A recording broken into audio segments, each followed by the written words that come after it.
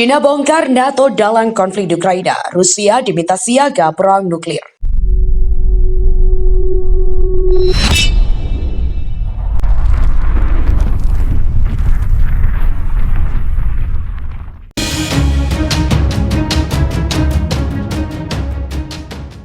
China secara gamblang mengatakan jika pertempuran Rusia di Ukraina dipicu sikap NATO. Dengan fakta itu, China menilai NATO harus bertanggung jawab atas situasi saat ini.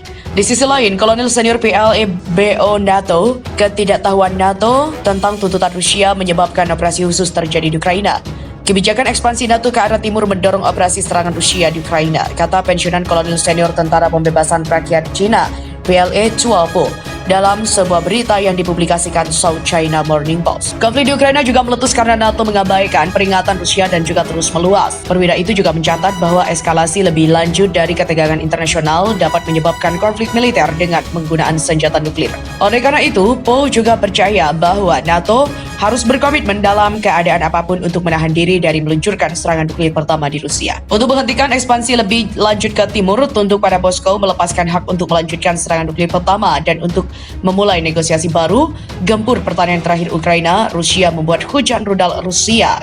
Di mana Rusia kembali menggempur pertahanan terakhir Ukraina yang masih berada di pabrik baja raksasa di Mariupol beberapa hari setelah Moskow menyatakan menang atas kota di selatan itu dan mengatakan pasukannya tidak perlu mengambil alih pabrik tersebut. Rusia kembali menggempur pertahanan terakhir Ukraina yang masih berada di pabrik baja raksasa Mariupol. Gedung Putih tidak mengiyakan rencana perjalanan Blinken dan Austin, sedangkan Departemen Luar Negeri dan juga Pentagon enggan berkomentar.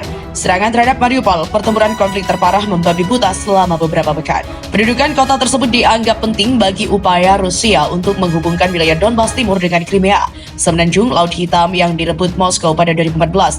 Kelompok separatis dukungan Moskow juga sudah bertahun-tahun menguasai wilayah di Donbas. Ukraina juga memperkirakan ribuan orang warga sipil tewas di Mariupol dan 100.000 lainnya masih berada di kota itu.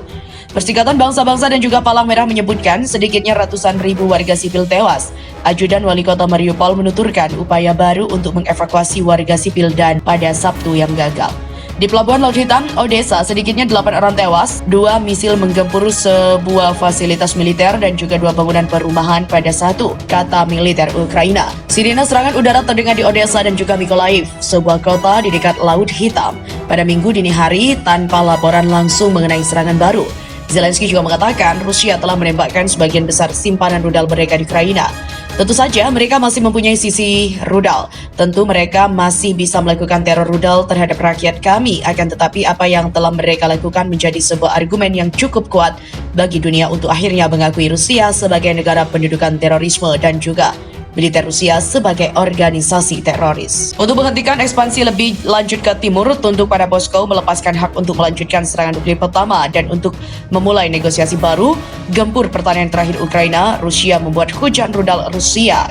Di mana Rusia kembali menggempur pertahanan terakhir Ukraina yang masih berada di pabrik baja raksasa di Mariupol beberapa hari setelah Moskow menyatakan menang atas kota di selatan itu dan mengatakan pasukannya tidak perlu mengambil alih pabrik tersebut.